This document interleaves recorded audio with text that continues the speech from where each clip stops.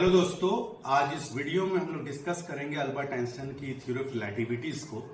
जो दो theory of रिलेटिविटीज Albert Einstein ने दिए थे, स्पेशल थ्योरी ऑफ रिलेटिविटी और जनरल थ्योरी ऑफ रिलेटिविटी, इसको हम लोग लेमन टर्म्स में समझाने की कोशिश करेंगे। मैं रिक्वेस्ट करूंगा कि आप वीडियो के एंड तक बने रहें ताकि आपको चीजें लेमन टर्म्स में समझने में आसानी हो।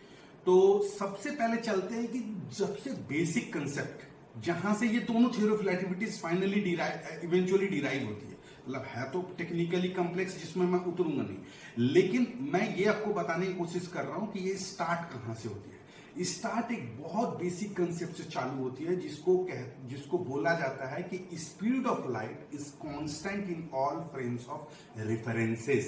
इसका मतलब क्या हुआ? सबसे पहले फ्रेम्स ऑफ रेफरेंसेस क्या होता है? सपोज कीजिए कि मैं 10 किलोमीटर पर आवर से रन कर रहा हूं और सामने मेरा एक फ्रेंड है, वो 10 किलोमीटर पर आवर से मेरे तरफ रन कर रहा है। तो हम लोग दोनों के रिलेटिव वेलोसिटी एक दूसरे के लिए क्या हुई? 10 + 10 20।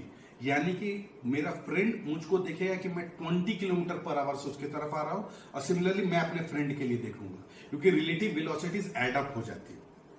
लाइट के केस में क्या होता है कि अगर एक लाइट 3 लाख किलोमीटर पर सेकंड से इस तरफ जा रहा है और सामने कोई 1 लाख किलोमीटर पर सेकंड से उसके तरफ आ रहा है, तो ऐसा नहीं होगा कि सामने वाला और लाइट की जो रिलेटिव वेलोसिटी एक दूसरे के लिए हुई वो 3 लाख + 1 लाख 4 लाख किलोमीटर पर सेकंड होगी। ऐसा नहीं होगा।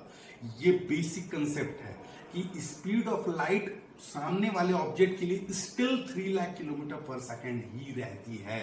It is remains constant in all frames of reference. Frame of reference वहां पर वो ऑब्जेक्ट है जो 1 लाख किलोमीटर पर सेकंड से आ रही है।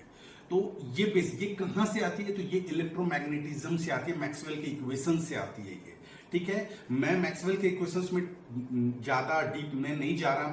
मैं बस ये बताने की कोशिश कर रहा हूं कि अगर ये नहीं होता कि स्पीड ऑफ लाइट कांस्टेंट नहीं होती एक फ्रेम्स ऑफ रेफरेंसेस में, तो इसको लेमन टर्म्स में इसका असर ऐसा होता, अगर नहीं होता तो इसका असर ऐसा होता कि एक मूविंग पर्सन को जो बहुत तेजी से फास्टली मूव कर रहा है और एक स्टेशनरी पर्सन को सेम इलेक्ट्रिक फील्ड के शॉक्स अलग अलग फील होते। ऐसा होता तो नहीं है।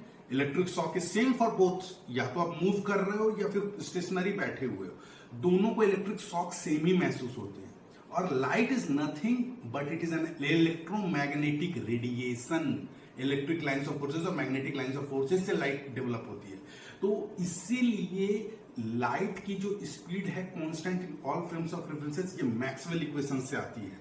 ठीक है, और हमेशा ऐसा नहीं होगा कि आप 1 लाख किलोमीटर पर सेकंड से लाइट के बीम की तरफ अगर आप रन कर रहे हो तो रिलेटिव वेलोसिटी 4 लाख किलोमीटर पर सेकंड हो गई। नहीं, आपके लिए still light will come as 3 lakh kilometre पर सेकंड। तो अब अगर लाइट की स्पीड, यहां से सारी चीजें निकल कर आप आ जाएगी। अब अगर लाइट की speed is constant irrespective of आप कितने तेजी से रन कर रहे हो, तो इसका मतलब किसी और चीजों को एडजस्ट करना पड़ेगा लाइट की स्पीड को कांस्टेंट रखने के लिए। ये जो स्पीड को जो कांस्टेंट रखने के लिए जिसको एडजस्ट करना पड़ता है, वो एडजस्ट होते हैं टाइम और स्पेस। ये दोनों अपने आप को एडजस्ट करते हैं to make light speed constant. जैसे कि मैं एक सिंपल से एग्जांपल से दे रहा हूं। Let's design a very simple clock. एक बहुत सिंपल सा क्लॉक हम लोग बनाते हैं। उस क्लॉक में क्या होता है कि एक लोअर मिरर, एक अपर मिरर है। यहां से लाइट की बीम निकलती है, इससे रिफ्लेक्ट होकर वापस इस लोअर मिरर को आती है। और लेट्स हाइपोथेटिकली एज्यूम कि ये जो 1 साइकिल है टू एंड फ्रो का लाइट का, लेट्स हाइपोथेटिकली एज्यूम कि ये 1 सेकेंड का है। अब ये एक क्लॉक आपने खुद के पास रखा और आप प्लेटफॉर्म पे बैठे हुए हो, और एक आपका फ्रेंड उसको लेकर एक बहुत फास्ट मूविंग ट्रेन पे बैठ गया। आपके लिए 1 सेकंड क्या होगी? लाइट घूम गई और वापस आई, दैट इज 1 सेकंड। आपका फ्रेंड जो ट्रेन में बैठा है वो भी देखेगा कि लाइट ऐसे गई और ऐसे आई, और उसके लिए वो 1 सेकंड हुआ। लेकिन आपके रिलेटिव में आपके फ्रेंड का जो 1 सेकंड है वो कैसा होगा? अब आप यहां पर प्लीज गौर से समझना। आपका जो फ्रेंड के लाइट जब यहां से निकली तो आपका फ्रेंड का क्लॉक इस पोजीशन पर था, लेकिन train is a fast moving train, तो ट्रेन ऐसे आगे बढ़ गई। यानी कि लाइट को इससे रिफ्लेक्ट होने के लिए it will have to travel like this, और फिर ट्रेन आगे बढ़ जाएगी तो it will have to come like this. तो light is travelling like this and this, in relative to you, आपके रिलेटिव में आपके जो फ्रेंड का जो क्लॉक की जो लाइट है वो यूं और यूं मूव कर रही है, यानी कि इट्स ट्रेवलिंग मोर डिस्टेंस, वो ज्यादा डिस्टेंस ट्रेवल करना पड़ रहा है उसको 1 सेकंड कंप्लीट करने के लिए। इसका मतलब क्या होगा? इसका मतलब ये होगा कि आपके जो फ्रेंड का 1 सेकंड है वो आपके 1 सेकंड के कंपैरिजन में स्लोअर रन कर रहा है। इसका मतलब क्या होगा कि आपके फ्रेंड का जो क्लॉक है आपके कंपैरिजन में स्लोअर रन कर रहा है, यानी कि क्या हुआ? Time is running slower for your friend. ये बेसिक से, क्योंकि स्पीड ऑफ लाइट नहीं अफेक्ट हो रही है, ट्रेन में मूव कर रहे हो आप या आप स्टेशन पे बैठे हो, दोनों में speed of light 3 lakh kilometre पर सेकंड ही है। लेकिन इससे क्या हो रहा है कि time starts running slower for your friend in compare to you. और अगर टाइम इसी से आप समझ लो कि इसी से एक और डेरिवेशन आती है कि जो ट्रेन का जो लेंथ है वो भी आपके कंपैरिजन में कॉन्ट्रैक्ट कर जाती है। तो डिस्टेंस जो ट्रेन है, जो लेंथ ऑफ द ट्रेन है, इट कॉन्ट्रैक्ट हो जाती है और टाइम में भी डायलेशन आ जाती है। दो चीजें होती हैं जो सिर्फ और सिर्फ स्पीड ऑफ लाइट को कांस्टेंट रखने के लिए की जाती है। अगर आपको ये चीजें समझ में कि इसी से वेलोसिटी से हम लोग देख रहे हैं कि अफेक्ट हो रही है, both length is getting contracted, time में डायलेशन आ रहा है, time is running slower. Similarly इसी चीज को आप एक्सेलरेशन में कर दोगे तो एक्सेलरेशन से भी सेम इफेक्ट्स आ जाएंगे। एक्सेलरेशन और ग्रेविटी, ऑब्वियसली ग्रेविटी है तो उससे एक्सेलरेशन आती है, तो acceleration and gravity are equivalent to each other. इसको आइंस्टाइन ने इक्विवेलेंस प्रिंसिपल कहा था। तो वहां से आ जाती है कि ग्रेविटी जो है उसके कारण, ग्रेविटी कुछ भी नहीं है, it's a curvature of space and time. Space को कर्व कर देती है वो, और टाइम भी डायलेशन में चली जाती है, जिसको ग्रेविटेशनल टाइम डायलेशन कहते हैं। ये दो चीजें आती हैं आइंस्टाइन के जनरल थ्योरी ऑफ रिलेटिविटी से, लेकिन इसकी डेरिवेशन वहीं से आ रही है सारी चीजें। अगर आपने इससे पहले के वीडियोस आप अच्छे से जो बता रहा था वो आप समझ गए हो तो आप इसको भी इजिली डिड्यूस कर लोगे, इजिली आप डिड्यूस कर लोगे। आइंस्टाइन की जनरल थ्योरी ऑफ रिलेटिविटी क्या कहती है? वो सिंपली ये कहती है कि gravity is nothing but a curvature of space time. और ग्रेविटी क्या होती है? मास से आती है। तो इसको रीडिफाइन करते हुए ग्रेविटी को आइंस्टाइन ने कहा कि मास से स्पेस टाइम कर्व हो जाती है, और फिर रेस्ट ऑफ द जो स्मॉलर मासेस होते हैं वो उस कर्व्ड स्पेस टाइम को फॉलो करते हैं। जैसे कि मैं एग्जांपल से बता रहा हूं कि सपोज करो कि आप ये एक फैब्रिक ऑफ स्पेस टाइम है, ठीक है? अभी यहां पर कोई मास नहीं है। अब मैं यहां पर ये मास को ऐड कर दूं, ये मास को ऐड, तो इससे क्या होगा? ये स्पेस टाइम ऐसे कर्व हो गई। आप देखो ऐसे कर्व हो गई। अब अगर एक एंट है उसे इस कर्व्ड स्पेस टाइम को फॉलो करना है तो ऑब्वियसली वो नीचे की तरफ आएगी।